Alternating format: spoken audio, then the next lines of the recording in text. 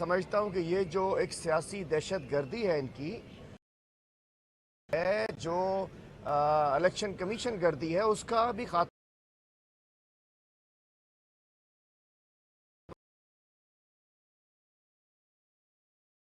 यहाँ आते हैं।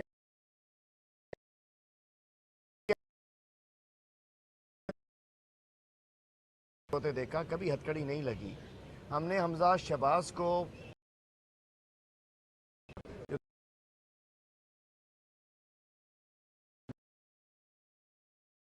सिंध से आया था, तो यहाँ कल अपोजिशन लीडर को हथकड़ी लगाकर घुमाया गया। गो के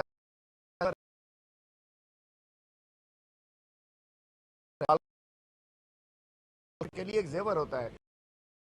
हम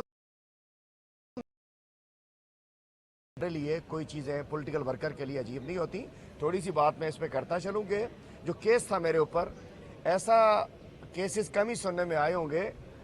1987 1987 में किसी शख्स ने, और 1991 में मैंने उससे वो जमीन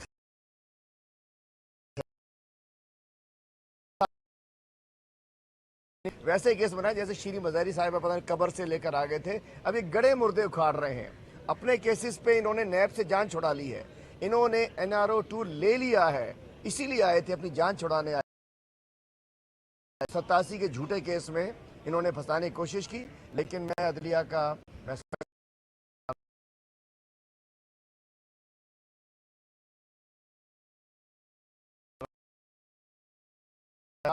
हक की आवाज़ है, सच की आवाज़ है। इमरान रियाज ने जिस अंदाज से हक गोई की और उसको फुटबॉल बना दिया गया है, इधर से उधर, उधर से उधर, उधर से उधर, और हमें जो शक्ल उसकी नज़र आ रही है, ना उसको शेव करने दी जा रही है, उस पर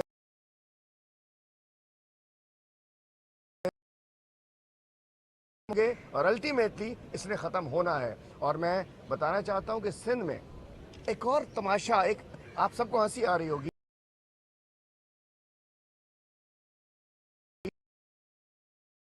कुत्तों के वैक्सीन नहीं मिलती है। सिंध में कुत्तों के काटने की वैक्सीन नहीं होती है, बच्चे मर जाते हैं। और सिंध में कुत्ते खसी कराने के लिए 92 करोड़ खर्च हो जाते हैं। मतलब सिंध का अपना निज़ाम है। कुत्ते न्यूट्रल कराने के लिए 92 करोड़ रुपये खा गए वो लोग। सिंध में अस्पतालों में दवाइयाँ नहीं मिलती हैं। सिंध में को बेनज़ीर के शहर को एड्स लग चुकी है। सिंध में बच्चे भूख से मरते हैं। सिंध के 5000 स्कूल बंद कर दिए गए हैं।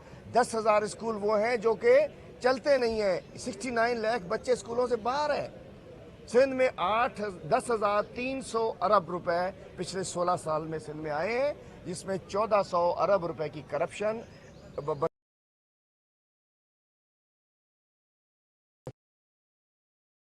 डेवलपमेंट के अंदर करप्शन हुई है। और इस करप्शन के अंदर जो खजाने की कुंजी थी, वो करप्शन का बादशाह एक चीफ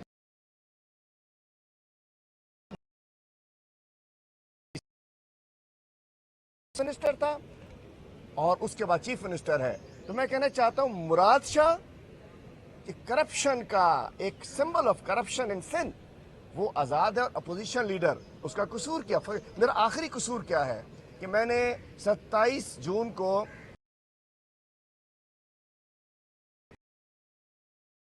इनको बेनकाब किया था। अगले दिन मेरी सिक्योरिटी वापस ली गई। तो सिंध में जो करप्शन का घर है, सिंध में करप्शन से तबाह हाल सिंध के करप्ट माफिया ने मुझ पे अटेम्प्ट किया था। और ये मुझे यहाँ से कल जो पकड़ के ले जाना चाह रहे थे, तो ये रास्ते में हमला भी करा सकते थे, लेकिन इज्जत दिलत ज़िंदगी अल्लाह ताला देता है। दूसरा, इंशाल्लाह मैं बताना चाहता हूँ कि 17 तारीख को इस लोटा गर्दी की सियासत दफन हो जाएगी। ये जो लोटे जिन्होंने अपना ज़मीर बेचा, सब कुछ ठीक चल रहा था ना, इमरान खान साहब वज़ीर आज़म थे, सब कुछ ठीक चल रहा था। ऐसी क्या मुसीबत आ गई थी? कौन सा कारीगर लाके पाकिस्तान को जिसने डी रेल किया है, उसे न तारीख माफ करेगी न अवाम माफ करेगी। ठीक था ना, इमरान खान साहब थे, वज़ीर आज़म थे, जो भी था, पेट्रोल नहीं बढ़ने दिया था, अपने ऊपर लिया हुआ था। एहसास प्रोग्राम चल रहा था, यूथ प्रोग्राम चल रहा था। तो क्या सेहत कार्ड मिल रहा था। इनकी अपनी सेहतें बढ़ चुकी हैं। तो इंशाल्लाह 17 तारीख को मैं कहना चाहता हूं जो पंजाब में 25 लोटो है, इंशाल्लाह लोटे टूटियों भाई। मैं आज के एक पैगाम देना चाहता हूं।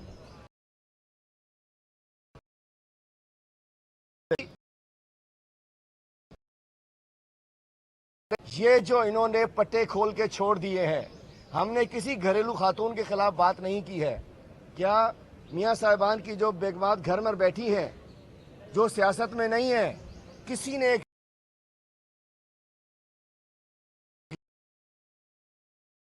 जो सियासत में पब्लिक रिप्रेजेंटेटिव्स हैं, जो तकरीरें करते हैं, जो झूठ बोलते हैं, जो वीडियोस बनाते हैं, जो ऑडियोस लीक करते हैं, को लगाम दें। इमरान खान साहब की बेगम साहबा के हवाले जब गंदी जबानें निकाल निकाल के बात कर रही हैं या कर रहे हैं, उन्हें शर्म आनी चाहिए, उन्हें औकात में रहना नहीं करेगी। ये हमारी बहन बेटियां कभी माफ नहीं करेंगी कि किसी के घरों में घुस के बात करो। इमरान खान सादिक अमीन है।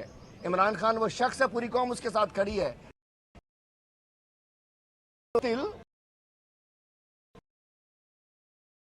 वाले विक्टिमाइजेशन करने वाले, लाहौर में सैकड़ों कारकुनों को दहशतगर्द बनाने वाले,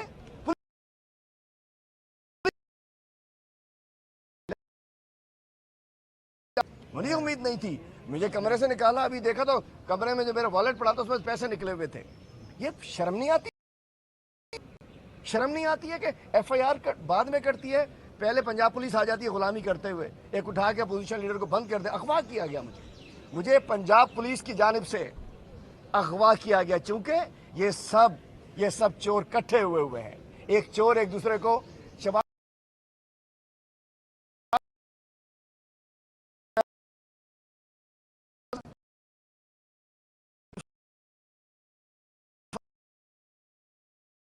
लाया, कल भी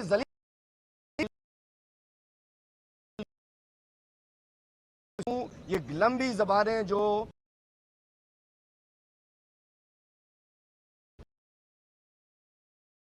गंदी जबान बंद करे, इल्जाम तराशियां बंद करे।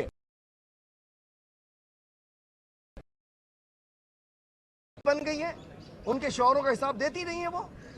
ठीक है, हम नहीं कह रहे, नर्स भी एक बड़ा अजीम शोबा है, लेकिन आज वो सियासतदान बन के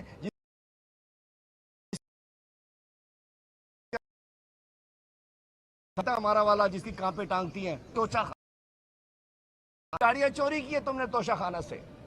जरदारी ने 2 गाड़ियां, नवाज शरीफ गाड़ी चुन ली 1 गाड़ी, मतलब गाड़ी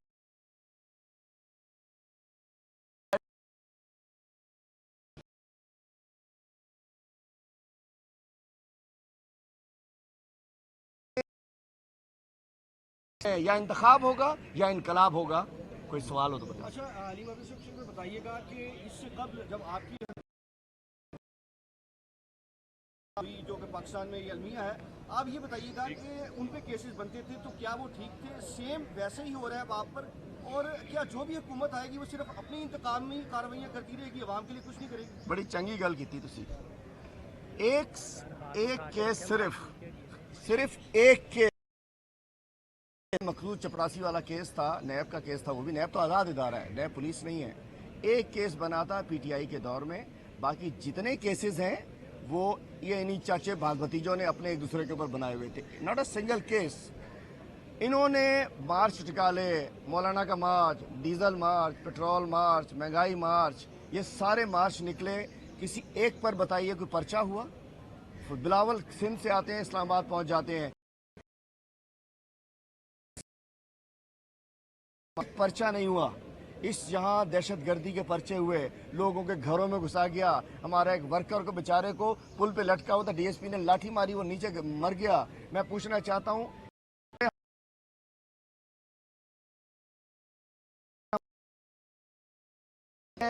नैब जाने आप जाने, करप्शन जाने आप जाने, और ये हमारे सब कोई पॉलिटिकल विक्टिमाइजेशन नहीं हुई है। ये पॉलिटिकल विक्टिमाइजेशन कर रहे हैं जो इनके दौर में हो रही है, हमारे यहाँ नहीं हुई है। आप ये तो रखती है कि कोई और मुकदमा आपके खिलाफ दर्ज नहीं किया जाएगा और सिंध पहुंचने से पहले आपको दोबारा गिरफ्तार नहीं किया जाएगा? आपने कहा कि मैं